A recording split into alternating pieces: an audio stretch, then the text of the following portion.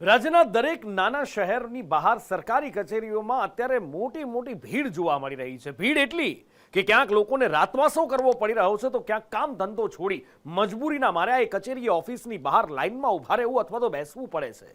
ભીડ વધારે હોય ત્યાં શિસ્તમાં ચપ્પલની લાઈનો ગોઠવી દેવાય છે. પણ આ બધી માથાકૂટ શેના માટે ખબર છે? ઈ-કેવાયસી માટે. પણ આખરે કેમ? જાણશો તો હચમચી જશો કે ડિજિટલ ગુજરાત વિકાસના ગ્રોથ એન્જિન ગુજરાતમાં આજે આ હાલ છે.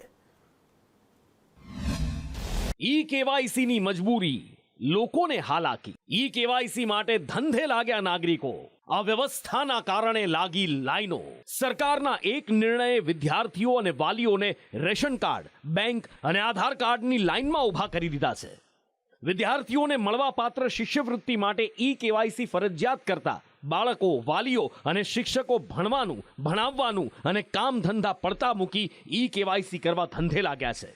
જેના કારણે જ્યાં જુઓ ત્યાં લાંબી લાંબી લાઈનો જોવા મળી રહી છે અને લોકો હાલાકી ભોગવતા દેખાઈ રહ્યા છે. મેં 10 વાગ્યાના આવ્યા છે. તો હજુ કામ નહીં થયું? હજુ કામ નહીં થયું ને સર્વર ડાઉન છે એવું કહે છે. 2-3 દિવસથી લોકો આવે છે પણ સર્વર ડાઉન છે એવું જ કર્યા કરે છે. શિષ્યવૃત્તિ આપવી હોય તો વિદ્યાર્થીને ડાયરેક્ટ આપો, તો આપવાનું બંધ કરજો. જ્યારે તમારે વોટ લેવો હોય છે ત્યારે તમારે આધાર કાર્ડ કે રેશનિંગ કાર્ડ કે કોઈ અપડેટ એવું કોઈ દેખવામાં નથી આવતું. ખાલી તમે આધાર કાર્ડ આપો એટલે એ વોટ લઈ લે. બરાબર, બીજું કોઈ જોવામાં એ આધાર કાર્ડ બંધ હોય કે ચાલુ એ નથી જોતા. પણ જ્યારે શિષ્યવૃત્તિની વાત આવે, કોઈ સરકારની સારી કોઈ લાભની વાત આવે ત્યારે અપડેટ કરાવો, આમ કરો તેમ કરો, બીજી કોઈ વાત નથી. ગીર સોમનાથના ઉના મામલતદાર કચેરી બહાર તમને આવી ભીડ જોવા નહીં મળે. ત્યાં તમને દેખાશે ચંપલની લાઈન. અવ્યવસ્થા ન સર્જાય, જે પહેલા આવે એનું કામ પહેલા થાય એ માટે લોકોએ જબરજસ્ત યુક્તિ વાપરી. લાઈનની શિસ્ત જળવાય અને ઊભા પણ ના રહેવું પડે. બસ આ માટે લોકોએ ઉના મામલતદાર કચેરી બહાર પગરખાની લાઈન લગાવી દીધી. પણ અહીં પણ ધસારો એટલો હોય છે કે લોકોને રોજ હેરાન થવું પડી રહ્યું છે. આ 4 દિવસથી અમે ધક્કા ખાઈએ છીએ આધાર કાર્ડ હાટું ને નિશાળમાંથી અમને એમ કે તમે ત્યાં આધાર કાર્ડ અપડેટ કરાવો. અપડેટ કરાવ્યું 3 વખત હું અહીંયા આવી પણ નથી થતું. બેંકમાં જાય તો બેંકમાં નથી કોઈ કરી દેતા. એમ કે તમે મામલે કેટલા વાગ્યાના આવ્યા છો તમે? અહીંયા અમે 5 વાગ્યાના આવીએ. સફલમાં એ કે તમે વારામાં ઊભો, ટોકન આપે તો તમારો વારો આવે. કાલે અમે ટોકન નતા તો કે હવે તમે કાલે મામલેદારે આવજો. આ તો ઠીક છે, અહીં ચપ્પલની લાઈન લાગી રહી છે. બાકી તો કેટલાક વિસ્તારોમાં લોકોને સરકારી કચેરીઓ બહાર રાતવાસો પણ કરવો પડે છે. નર્મદાના ડેડિયાપાડામાં આધાર સેવા કેન્દ્રો બહાર લોકો મોડી રાતથી જ લાઈન લગાવી દે છે. કેન્દ્રની બહાર જ લોકો રાતવાસો કરે છે. કેટલીક જગ્યાએ વધારે ભીડ જામતા હોબાળો પણ થાય છે. મંગળવારે સાબરકાંઠાના એક જન સેવા કેન્દ્રમાં આધાર કાર્ડ લિંક કરવાની કામગીરી ઠપ થઈ ગઈ અને હોબાળો મચી ગયો. પોલીસ બોલાવવાની ફરજ પડી ત્યાં સુધી કેઓસ થઈ ગયો. પણ આવું કેમ થઈ રહ્યું છે? એક કારણ તો અમે પહેલા જ આપને કહ્યું કે શિષ્યવૃત્તિના ઈ-કેવાયસીના કારણે આ ભીડ ઉમટી રહી છે. પણ આ ભીડ પાછળ, આ હાલાકી પાછળ, આ મજબૂરી પાછળ બીજા પણ કેટલાક કારણો છે. સરકારે એકાએક નિર્ણય જાહેર કરતા કેન્દ્ર પર ધસારો વધી ગયો.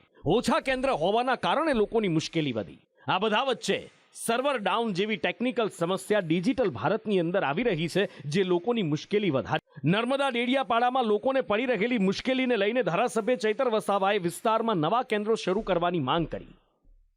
આદિવાસી વિસ્તારોમાં ઘણી જગ્યાએ આધાર સેવા કેન્દ્રો ચાલુ હાલતમાં નથી. અમારા ડેડિયાપાડા વિસ્તારની જ વાત કરીએ, માત્ર ICDS એક આધાર સેવા કેન્દ્ર ત્યાં ચાલુ છે અને 3 ગ્રામ પંચાયતોમાં ચાલુ છે. ખૂબ જ ગંભીર બાબત છે. એના કારણે અમે આવનાર દિવસોમાં વધારે આધાર સેવા કેન્દ્રો ચાલુ થાય અને આધાર અપડેટની કામગીરી પૂર્ણ થાય, લોકોની સમસ્યાનું નિવારણ આવે એ પ્રકારની અમે સરકાર સમક્ષ આજે માંગ કરીએ છીએ.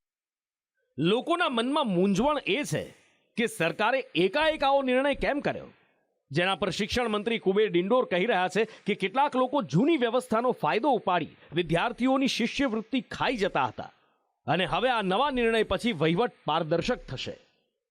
આપણી આની પાછળનો આપણો હેતુ માત્ર પારદર્શક વહીવટ થાય, જે કંઈ હકદાર છે એને સીધું લાભ મળે એના પાછળનો આશય એ છે. અને કેટલાક લોકોનું નામાંકન થયેલું હોય અને વિદ્યાર્થી બહાર હોય એની શિષ્યવૃત્તિ ના જતી હોય, ખોટી સ્કૂલમાં હાજરી જ ના હોય અને એવી જતી હોય તો એ બ્રેક થશે.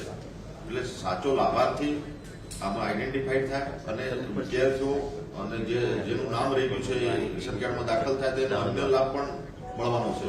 એટલે બેવડા પ્રકારનો લાભ મળવાનો છે. એટલે સરકારનો આશય ભલે સારો હોય પણ વ્યવસ્થાના અભાવે લોકોને હાલાકી પારાવાર પડી રહી છે. લોકોની ફરિયાદ છે કે 3 દિવસ પછી પણ કેવાયસી નથી થતું. કામ ધંધા છોડીને લાઈનમાં ઉભા રહેવું પડે છે. પણ હકીકત એ પણ છે કે કેવાયસી કરાવ્યા વગર છૂટકો પણ નથી. ત્યારે લોકો હજી કેટલા દિવસ લાઈનમાં ઉભેલા દેખાશે, હજી કેટલી હેરાનગતિ સહન કરશે, એ અત્યારે તો કહી શકાય એમ નથી. બ્યુરો રિપોર્ટ, સંદેશ ન્યૂઝ.